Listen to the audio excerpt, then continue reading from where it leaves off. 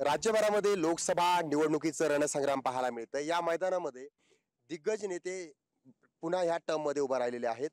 ही निवडणूक प्रतिष्ठेची बनलेली आहे, अस्मितेची बनलेली आहे, अस्तित्वाची बनलेली आहे. या निवडणुकीकडे सर्वांचं लक्ष लागून असताना या निवडणुकीमध्ये काही नवे चेहरे सुद्धा आता या ठिकाणी पाहायला मिळत आहेत. मात्र नवीन चेहऱ्यामध्ये एक चेहरा छत्रपती संभाजीनगरचा तो चर्चेत आहे. त्यांनी मांडलेल्या एका मुद्द्यामुळे, एका मागणीमुळे. त्यांचा मुद्दा असा आहे, मी जर खासदार झालो तर माझं जे काही मानधन असेल ते शासकीय शाळांसाठी, जिल्हा परिषदेच्या शाळांसाठी देण्यात यावं आणि गोरगरीब मुलं जी आहेत, गोरगरीब घरातील जी काही लेकरं आहेत त्यांना शिकण्यासाठी कुठेतरी त्याचा फायदा व्हावा. आपल्यासोबत जीवन राजपूत आहेत. आपण त्यांच्याशी संवाद साधूयात. आपण जाणून घेऊयात की त्यांच्या काय भावना आहेत, काय त्यांची भूमिका आहे. डॉक्टर साहेब, काय सांगाल? लोकसभेची निवडणूक, राजकारण यामध्ये डॉक्टर जास्त पडत नाहीत. खूप तुरळक लोक आहेत, तुरळक डॉक्टर आहेत जे या राजकारणात येतात. वकीलही खूप तुरळक आहेत जे राजकारणात येतात. इकडे एक वकील आहेत जे भाजपमध्ये गेलेत, भाजपचे उमेदवार आहेत आणि ते या ठिकाणी निवडणूक लढत आहेत. तुम्ही सुद्धा एक वकील आहात आणि भाजपची विचारसरणी म्हणा किंवा मोदीजींचा विचार हा घेऊन तुम्ही या निवडणुकीत रणांगणात उतरलेला आहात. ही निवडणूक कशी फेस करताय? प्रश्नच नाही. BJPचं एक चांगला कॅडर असा आहे की आदरणीय मोदीजींना जे सपोर्ट पाहिजे 400+, त्या सपोर्टमध्ये मात्र आपल्याला चांगले लोक पाहिजे, अभ्यासू लोक पाहिजे. आणि जसं बघितलं आपण मुंबईमध्ये सुद्धा उज्ज्वल निकम साहेब असेल, ते सुद्धा पार्श्वभूमी नसताना सुद्धा त्यांनी घेतलं. आणि असंच शहराचा बदल करायचा असेल, हे मागच्या 20-30 वर्षापासून या शहराचं नुकसान होतं आहे. धार्मिक मुद्द्यावर निवडणूक होते आणि त्यामुळे मग इथे काहीतरी बदल व्हावा आहे, कारण की जुने चेहरे नको आहे. आणि ह्या उद्देशाने मात्र आपण तिथे उतरलो आहे. बरं, राजकारण म्हटल्याच्या नंतर राजकारणामध्ये बऱ्याचदा असं पाहायला मिळतं की वडील जर राजकारणात असतील तरच मुलगा राजकारणामध्ये यशस्वी होऊ शकतो, किंवा आणखी हे सुद्धा पाहायला मिळतं की राजकीय बॅकग्राऊंड जर असेल तरच तुम्ही राजकारणामध्ये टिकू शकता. म्हणजे त्यांना असं एक आत्मविश्वास नसतो स्वतःवर की मी जर असं एकटं उभा राहील तर मी निवडून येईल की नाही. मात्र तुम्ही अपक्ष उमेदवारी घेतली, अपक्ष लढताय आणि एक मोठं आव्हान स्वीकारलंय. पहिली गोष्ट, खूप सारे चॅलेंज आहे की एक शिकलेला मुलगा, त्याच्या मागे काही असं हे नाही, काय म्हणजे बॅकग्राऊंड नाही. आणि बॅकग्राऊंड जरी नसला तर अपक्षमधून फर्स्ट टाईम निवडणूक लढणं हे खूपच कठीण आहे. पण मी एक न्यूरोसर्जन आहे आणि न्यूरोसर्जन असताना डिफिकल्ट केसेस अटेंड करणं मला आवडतं. ज्या ठिकाणी मला पेशंट वाचवण्याची 1% जरी शक्यता असली तरी जीव की प्राण करतो आणि आमचा अभ्यासाचा पूर्ण वापर करतो. आम्ही रात्रदिवस जगतो. बऱ्याच वेळा डोळे जागो म्हणजे रात्रंदिवस करून त्याच्या मागे लागतो. मी पेशंटला वाचवण्याचा प्रयत्न करतो. 90% मला सॅटिस्फॅक्शन मिळतं, वाचतो पेशंट, 10% वाचत नाही. माझं शहर ज्या ठिकाणी मी राहतो आहे, मागच्या 25-30 वर्षापासून एक विळख्यामध्ये अडकला आहे, एक भावनिकतेमध्ये अडकला आहे की राजकारण म्हणजे 5 वर्ष शांत बसायचं, शेवटी आता उद्या परवा आता निवडणूक आहे, शेवटचा दिवस आहे आणि भावनामध्ये लोकांना अडकून घ्यायचं. हिंदू मुस्लिम तुम्ही असं कसं करता, मोदीजी सपोर्ट करताय, आणि ह्यामध्ये करून आपली पोळी भाजून घ्यायची आणि परत 5 वर्ष परत मागे द्यायचं. तर ह्यासाठी कुठेतरी मला असं वाटलं की आपण ह्या शहराला वाचू शकतो. सगळं काही सपोर्ट आहे, ग्रामीणचा सपोर्ट आहे, तुम्हाला खूप सारे असंख्य लोकांचा सपोर्ट आहे. जेव्हा तुम्हाला 20% लोकांचा सपोर्ट असेल तर तुम्ही ही निवडणूक लढू शकता. प्रामुख्याने जर आणखी एक विचार केला गेला तर तुम्ही म्हणताय मोदीजींना पंतप्रधान बनवण्यासाठी तुम्ही विशेष प्रयत्न करतायत. त्यांनी एक 400 पारचा आकडा दिलाय, तर तुम्ही असं म्हणतात की 401वा किंवा 400वा आकडा हा तुम्ही असाल.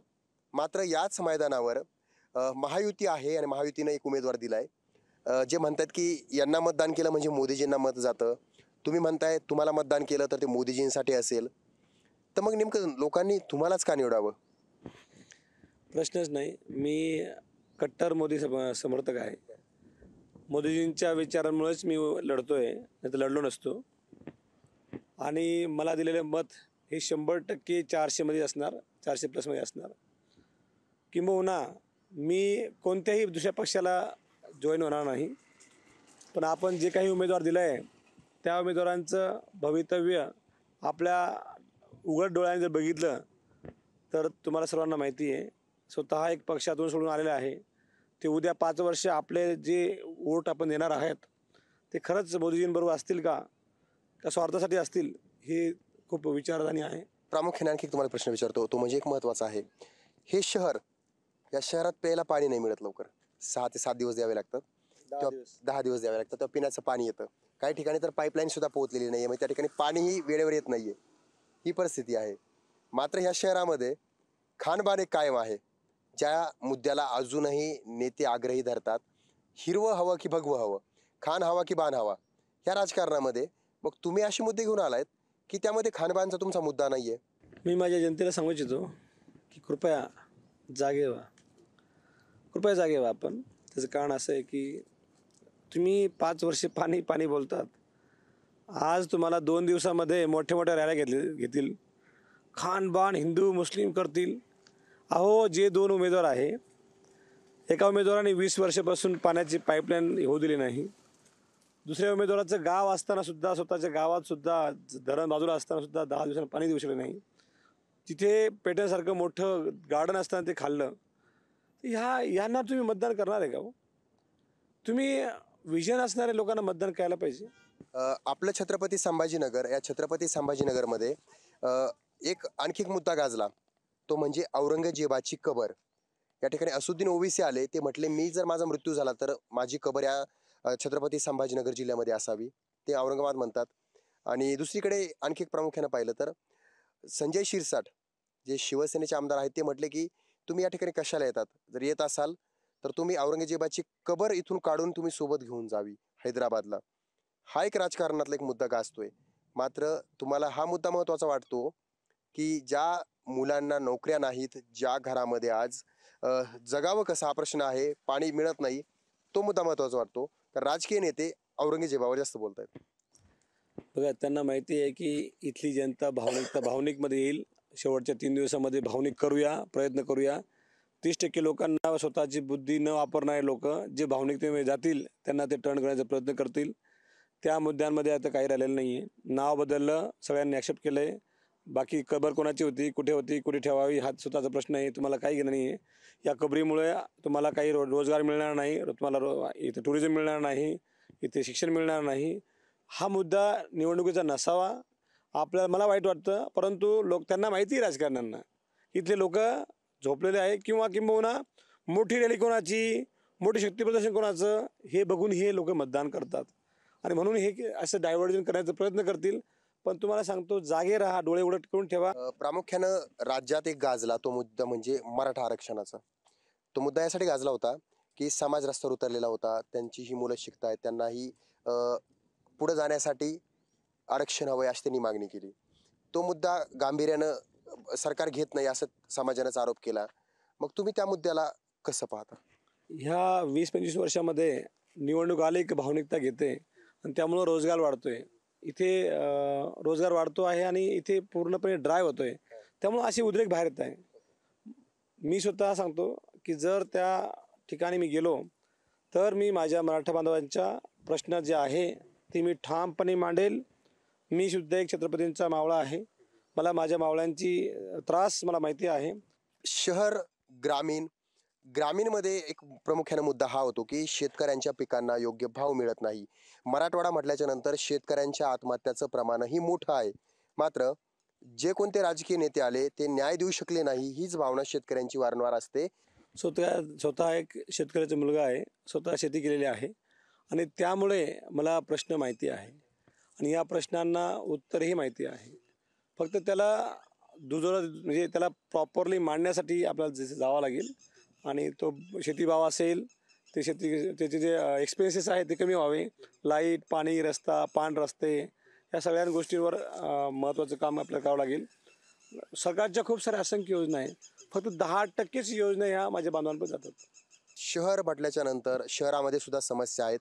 या शहरामध्ये बहुतांश वेळा उद्योग येत असताना बऱ्याचदा विचार करतात आणि उद्योग जर येत नसतील तर बेरोजगारी वाढते.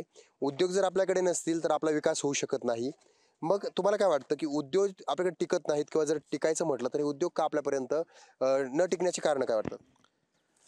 सर्वात महत्त्वाचं, उद्योग इथे येणं खूप गरजेचं आहे. मुंबई पुण्यानंतर तिसरी शहर आहे जिथे DMIC, MIDC खूप मोठा एरिया आहे. इथे IIT, IIM, एम्स हॉस्पिटल असे मोठे मोठे प्रकल्प इथे यायला पाहिजे. आतापर्यंत जे काही खासदार होते त्यांनी स्वतःचा विचार केला, कंपन्यांचा विचार नाही केला. त्यामुळे मात्र इथे उद्योग येऊ शकले नाही. पिढीसाठी काय करायला हवं? कारण आज पाहिलं गेलं तर रोजगार नाही आहेत, नोकऱ्या खूप कमी आहेत आणि अशा वेळेला तरुणांकडं पर्याय नाही राहत. पोटाची भूक जर भागवता नाही आली तर तो परिवार कसा सांभाळला जाणार? आणि तुम्ही एक उमेदवार म्हणून तुम्ही काय कसं पाहता किंवा तुमच्याकडे काय पर्याय वाटतो या विषयाला? इथे IT हा म्हणजे इंडस्ट्रीयल डेव्हलपमेंट हा सर्वात मोठा प्रश्न असेल. इथे कंपन्या आल्या तर रोजगार वाढेल. इथे टुरिझम आलं, मेडिकल टुरिझम आलं तर लाखोंच्या संख्येने रोजगार वाढेल.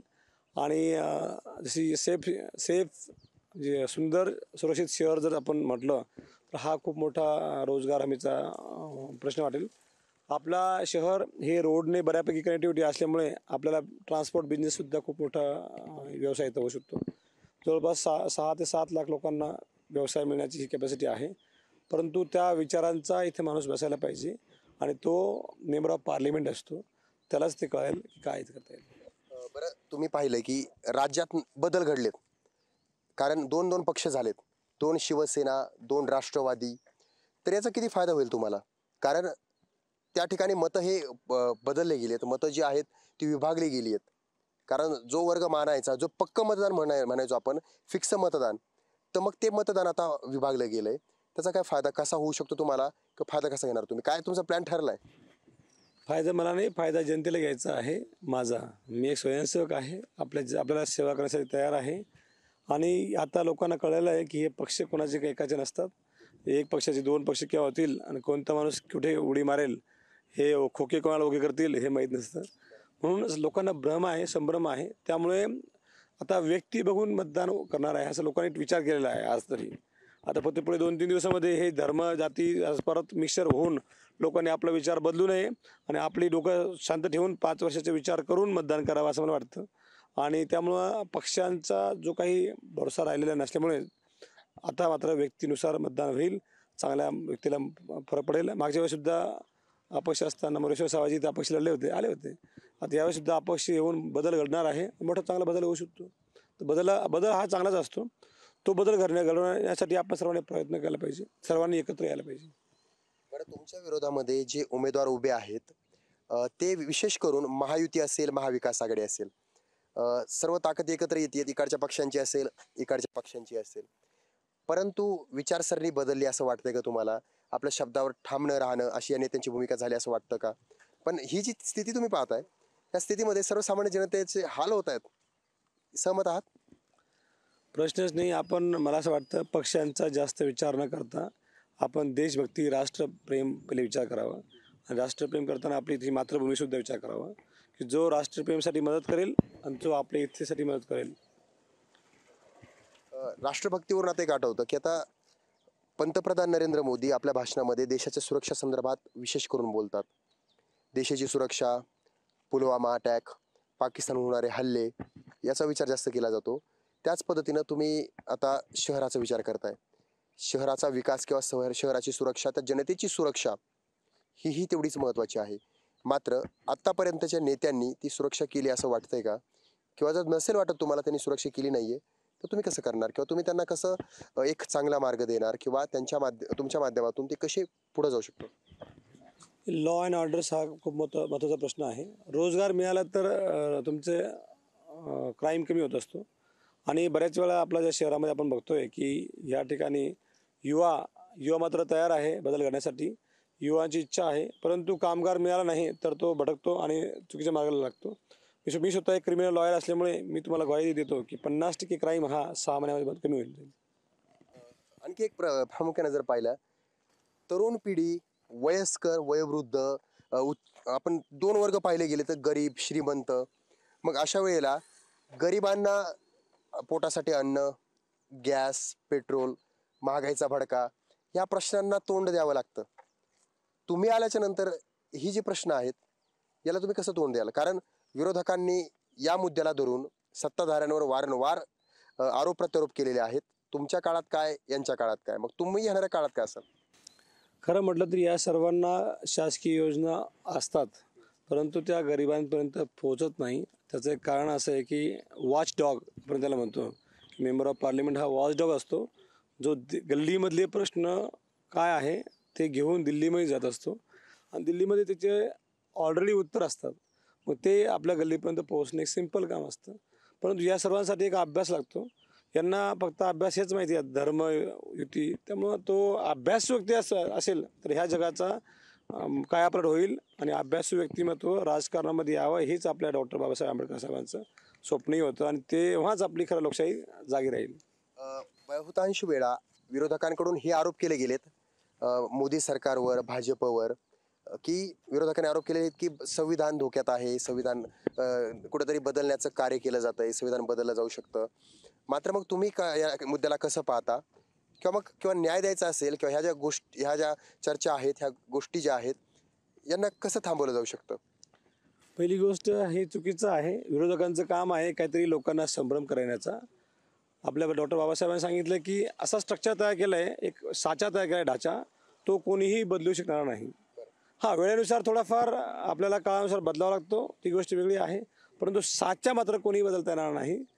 आणि त्यामुळे मी तुम्हाला ग्वाही देतो की मी सुद्धा त्या साचा मेंटेन ठेवण्यासाठी आदरणीय मोदीजींबरोबर असेल आणि हा संविधान बदलणार नाही असं त्यांनी वारंवार सांगितलेलं आहे. साचा तसं ठेवण्यासाठी म्हणजे संविधान बचावासाठी अडचणी येत असतील, अडथळे येत असतील, तर तो बचावासाठी तुम्ही स्वतः काय कराल किंवा कोणती तुमची ती पावलं असतील? नाही, तुम्ही मोदीजींचा विचार बघितला असेल तर साचा हा सेफ ठेवावा, लोकांच्या हिताचा ठेवा, हे त्यांचे मतच आहे आणि त्यांच्या मताशी मी सुद्धा सहमत आहे. आता प्रामुख्यानं जर पाहिलं तर छत्रपती संभाजीनगरमध्ये चौरंगी लढत ही, कारण एकीकडं शिवसेना उद्धव बाळासाहेब ठाकरे पक्षाकडून चंद्रकांत खैरे आहेत, जे खूप जुने नेते आहेत. त्यानंतर शिवसेनेकडून म्हणजे एकनाथ शिंदे यांचे निकटवर्ती आमदार संदीपान भुमरे देखील आहेत. ते सुद्धा जुने नेते आहेत आणि मुख्यमंत्र्यांच्या अतिशय जवळचे आहेत. इम्तियाज जलील, जे तुम्ही म्हणताय शिकलेले उमेदवार आहेत, ज्यांचा डंका राज्यभर गाजतो, देशभरामध्ये त्यांचे भाषण प्रसिद्ध असतात.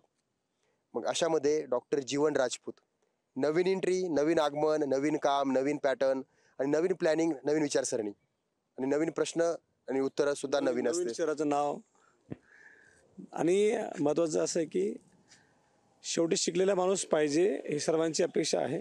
खैरे साहेबांना जमणार नाही. परंतु चंद्रकांत खैरे हे बऱ्याच वेळा, त्यांना 6 वेळा उमेदवारी मिळाली आहे. उमेदवारी ते पक्ष देत असतो म्हणजे काहीतरी विचार करूनच देत असेल ना. पक्ष हे आता बघितलं आपण, पक्ष हे स्वतःचा विचार करतात. जर या शहराचा विचार केला असता तर इथले दिलेले उमेदवार पक्षाने दिले नसते. त्यामुळे पक्षांचा विचार न करता आपण स्वतःचा विचार करावा, आपल्या लोकांचा विचार करावा आणि लोकशाही मार्गाने हा पक्ष बरोबर राहावं, जेणेकरून हा व्यक्ती मी कुठे पळून जाणार नाही हे 100% माहिती आहे. ही चौरंगी लढत आहे असं म्हटलं जातं. मात्र प्रामुख्यानं तुमचे प्रतिस्पर्धी कोण आहे? तुमची लढत कोणाशी आहे? माझे प्रतिस्पर्धी शिकलेलाच असायला पाहिजे. बाकी दोघांना देऊन फायदा नाही आहे आणि लोकांनी पण आता कळलेलं आहे की या दोघांना देऊन फायदा नाही आहे. यांचं स्वतःचा स्वार्थ आहे आणि हे दोघांचा भरोसा नाही आहे आणि हे निवडून येणार पण नाही आहे. हां, 2 लोकांमध्ये असेल, त्यामध्ये इम्तियाज जी असेल आणि मी असेल, तर त्यामध्ये जर मला दिलं मतदान ते मोदीजी जाईल आणि जर आपण इम्तियाजी दिलं तर ते हैदराबाद जाईल. हैदराबाद जाऊन फायदा नाही आहे.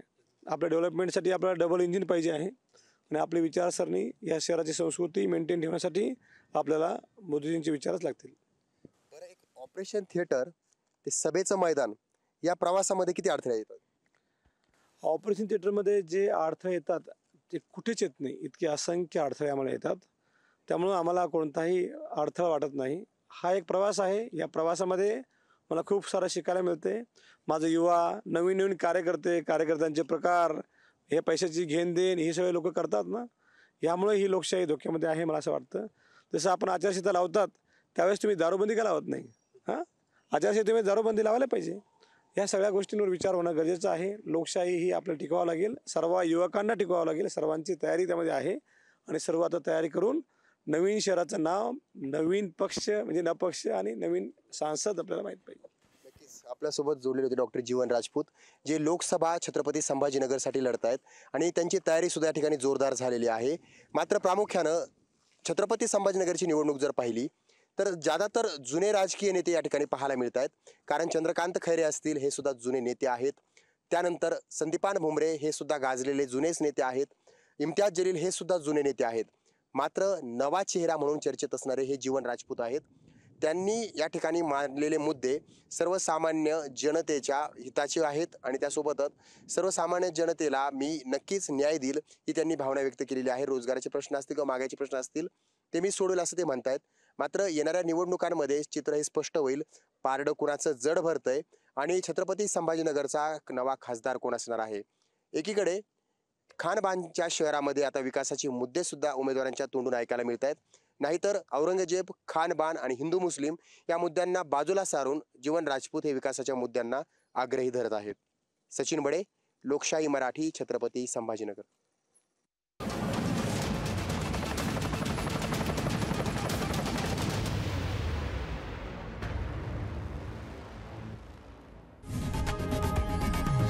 लोकशाही मराठी ऐका, पहा, जागरूक रहा.